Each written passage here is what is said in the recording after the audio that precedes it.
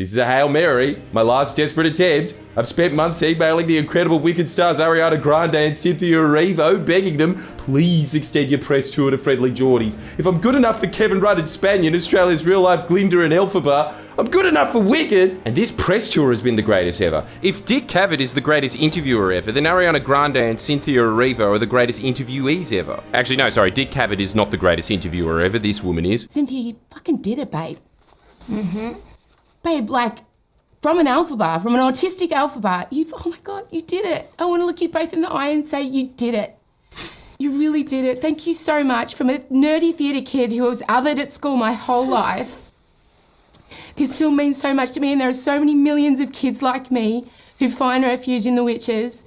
And I just want to let you know, I mean, I'm a nobody, but you did it. You did it. We love you. And I thank you. Cynthia, I'm going to cry my glitter off. I'm going to go blind from glitter. No, you both have to stop. It's been my weeks-long dream to upstage her, prove I'm the big neurodivergent Wicked fan, and I've got the perfect plan, and it's going to be magical.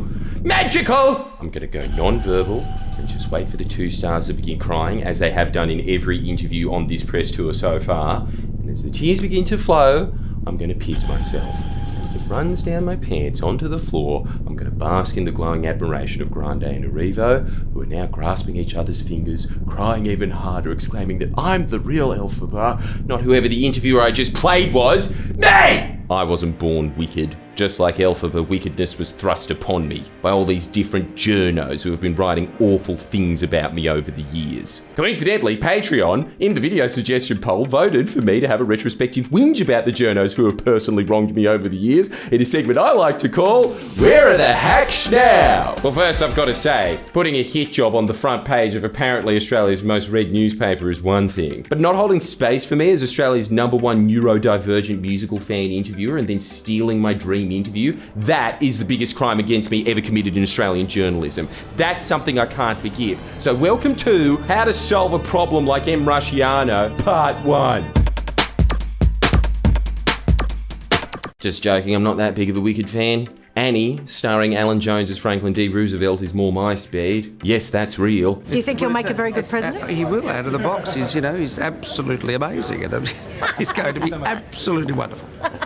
And he's already tuning up the tonsils. They tried to tell us we're too young to really be in love. They say that love's a word. That's all you need. Got a pretty good double meaning now, doesn't it? They tried to tell us we're too young to really be in love. He is one media figure I vaguely remember taking some shots at me a few years ago. Where is he now? On bail for allegedly grabbing cocks. Good start. Now, I can forgive Alan for taking those shots because if I remember correctly, it was in defense of John Barilaro, and we all know guys that are so desperately horny that they resort to white knighting. But who I can't forgive for writing attack pieces on behalf of John Barilaro is James O'Doherty, who never had a chance with the stallion, mind you. Do you remember him? The guy that shat his pants on the phone when we asked if Barilaro put him up to the story? Then writing this article, Friendly Geordie, Labor members concerned by latest links to YouTube star. I forgot if I mentioned this at the time, but that article is now linked to the findings of a press council complaint I made against James about the shitty leading questions he put to me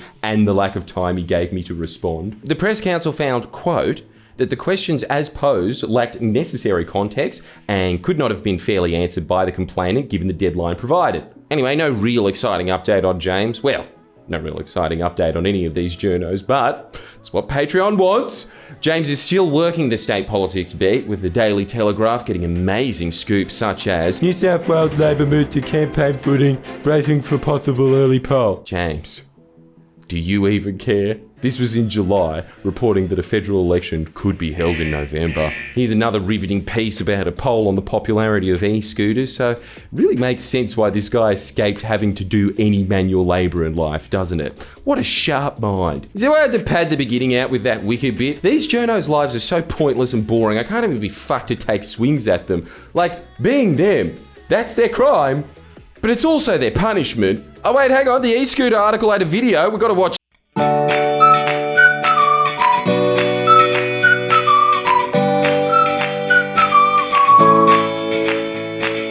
Alright, you won me back. Doesn't take much, does it? Just put a fat guy on wheels and to me, they can do no wrong. Which is unlucky for the next journo on my list, Rob Inglis, who, if his ex-profile pic is accurate, used to be way fatter. So, good on you, Robbo, for laying off the Pepsis, but now you can't escape this criticism by hopping on a unicycle and making me laugh. If you don't remember, he wrote this 2020 bombshell. Labor needs to distance itself from vlogger-friendly Geordies. Which is just a bog-standard, classic 2020 guilt by association piece, much like every other journo hit piece on me ever, really. Kind of dumb to revisit, but come on, let me gloat. Not only was this article wrong then, but it reads even dumber after Trump's comeback win being credited to him appearing on new media.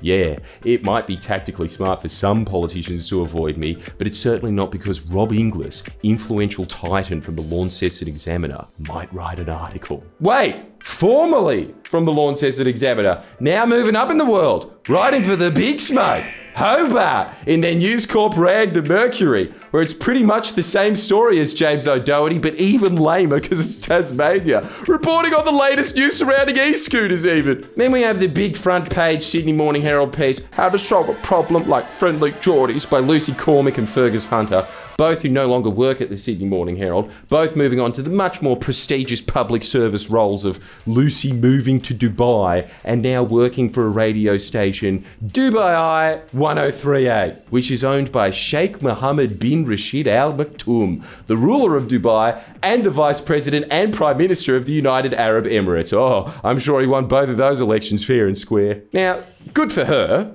Sounds like a fucking hilarious gig. I'm frankly quite jealous, living that Andrew Tate alive. Gallivanting around the UAE, I'm imagining eating a lot of gold-plated steaks, making bank to produce the laziest puff pieces about how amazing the fucking tennis court is. Or, you ready for this? The Sheikh of Dubai is absolutely, utterly, hands down the best leader. Everybody respects the law and everybody respects the leadership. The leadership of Dubai walks through the mall. He's respected and loved by absolutely everybody. Guy's a complete genius. Oh wait, sorry, that was actually just Andrew Tate praising Lucy's new boss. Of course, Lucy's propaganda is going to be way more boring than that. On average, how many people would apply for a job at Emirates? It's just quite mind-blowing, especially post-COVID. And again, I think we are in a very unique position based in Dubai. Emirates being a very strong and attractive employer, the amount of applications we're getting is really... Yeah. People want to work at Emirates. Never knew that. Thank you so much, Dubai I 1038. That being said, I am looking forward to some investigative journalism from Lucy on a new boss. Remember how she went down the whole angle of how friendly Geordies is the pin-up boy of toxic masculinity and Labour needs to distance themselves? I can't wait to see what angle she takes. Will it be that the Sheikh needs to distance himself from Andrew Tate? Or will it be that her boss allegedly kidnapped and drugged his daughters? What, you don't think she'll be allowed because he owns the radio station? Oh no. Much like the Sydney Morning Herald, I'm sure there's a charter of independence floating around somewhere. On that note, I'm sure there's also a charter of independence at the Australian Strategic Policy Institute, a think tank notorious for being funded by multinational defence contractors and the US State Department. A think tank at which Lucy's former colleague and co-author of the SMH article, Fergus Hunter, went to work at after leaving the SMH. You guys starting to see a pattern? No? Me neither, because reading all these journos' work is so boring my eyes start glazing over and I start daydreaming, thinking of awesome ideas like reviving Alan Jones's reputation by making him the first white cast member of Hamilton. Wouldn't it just be fabulous? After all, he's already had experience playing presidents of musicals. How does a rugby coach, radio host, son of a Queensland farmer, teacher, dropped in the middle of Toowoomba, grow up to be a triple threat, a fabulous political monster? Alan Belford Jones A.O. Actually, fuck that. Lin-Manuel Miranda, just make Alan Jones the musical your next project. You can wipe his CD cover for the poster. That's half your work done for you. And look at the track list. That's the other half done. Now, what were we doing again? Oh yeah, Fergus Hunter working at ASPI. Let's see. Democracies work on collective security as Lithuania stares down escalating Chinese coercion. See how soulless these people are?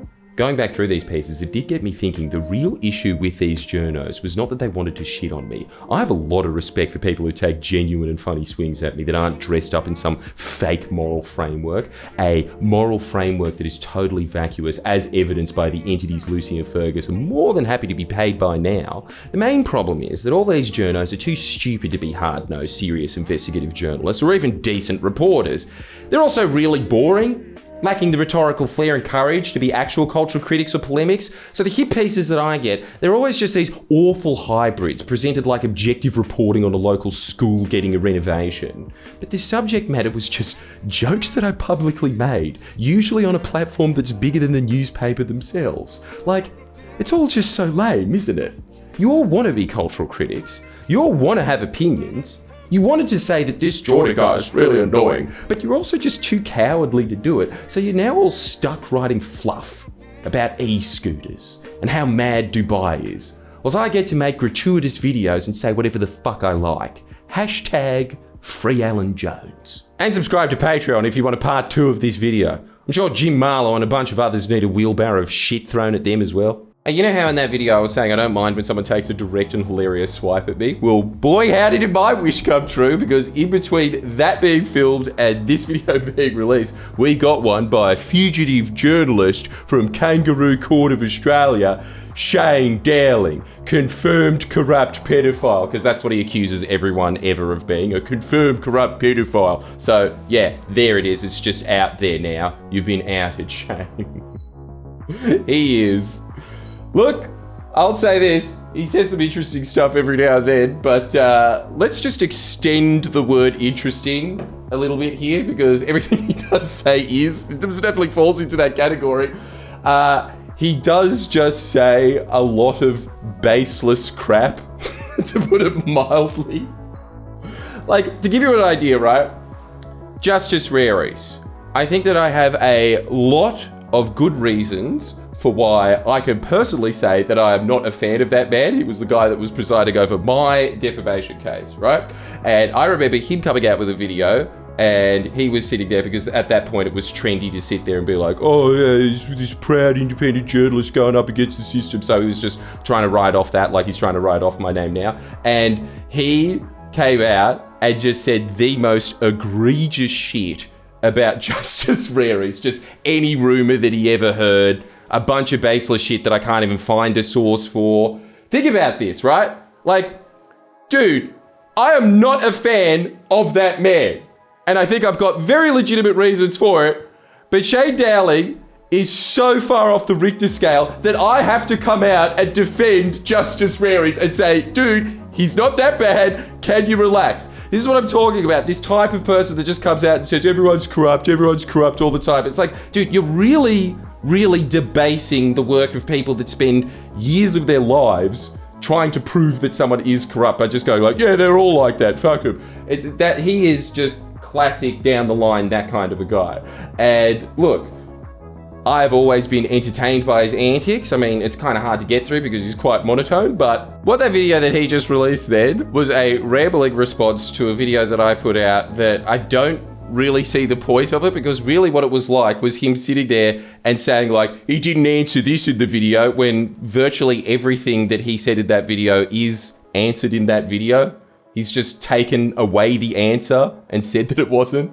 I could go through it line by line if you really want to be bored, but I'd prefer to just let him have his little day in the sun. One of the things that he said was that video was written by Kevin Rudd. How does Geordie know Kevin Rudd remembers the dark days of Queensland well? Because Kevin Rudd helped script the video, of course. I hate to break it to you, buddy, but I think he's quite busy being a diplomat under fire by a new administration in the United States. I don't know if he has the time to do that.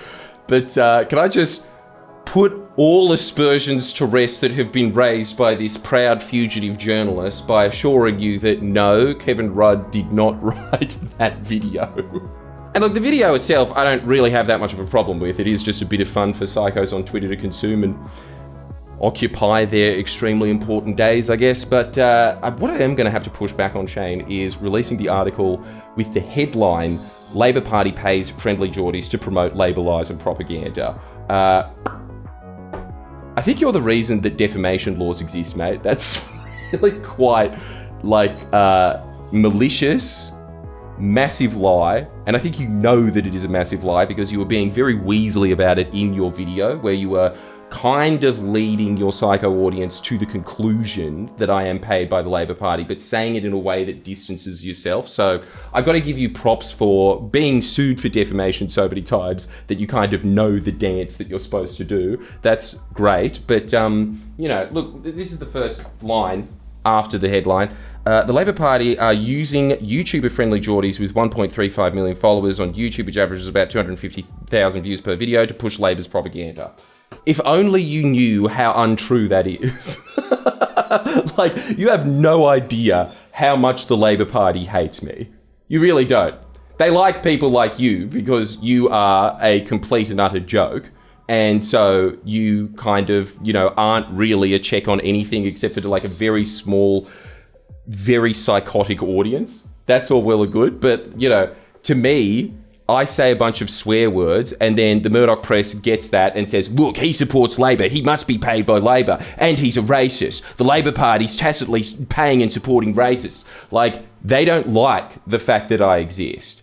I just push them because that is my widely held belief that the reason that we moved from convict colony to one of the most advanced societies the world has ever seen is purely because of the labour movement in this country. And I think that it is an absolute shame that the entire thing is getting thrown out purely because people think, oh, I've got good working conditions now, I don't need them anymore. And so the union movement is slowly but surely getting eroded. And I think that somebody needs to stand up for that and say, guys, there is a reason that you have some of the best living standards on earth. If you read a single history book that wasn't pre-approved by John Howard, you will note that that is because of unions. And that is because of the union's party in power. Now, I've got a big video coming out about that, about like how the reason that we aren't like the US and the UK is purely because they have been protecting our wages over the last 100 years. That's basically the only reason.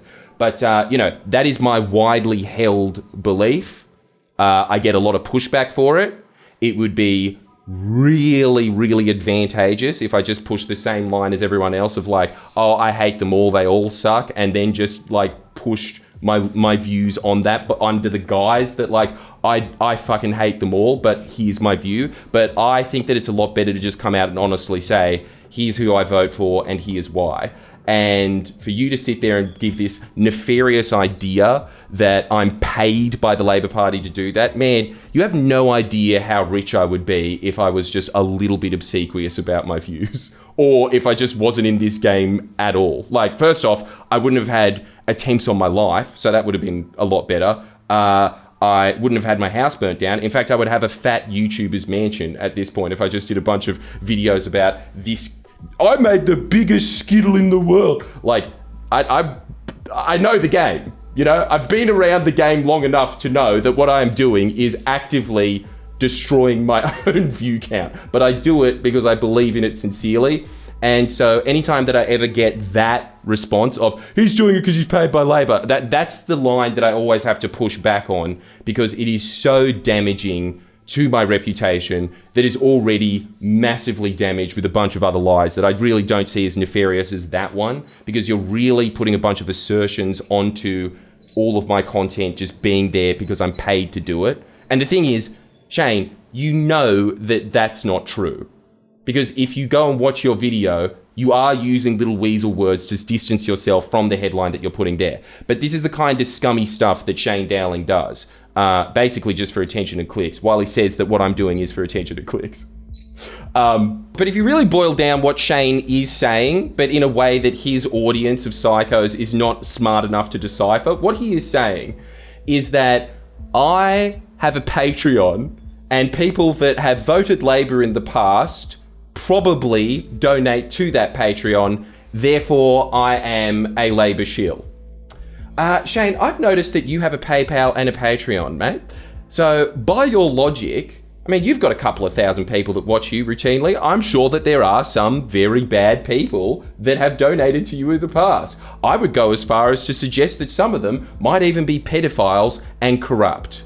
So therefore, Shane Dowling is funded by corrupt pedophiles, and because he doesn't go to the authorities with this probable knowledge, Shane Dowling is a corrupt pedophile. You see how I was right at the beginning of that? You see how easy it is to make these jumps at assertions? It's very easy to do, kids. You too can become a fugitive journalist. All you have to do is not really care about the facts at all.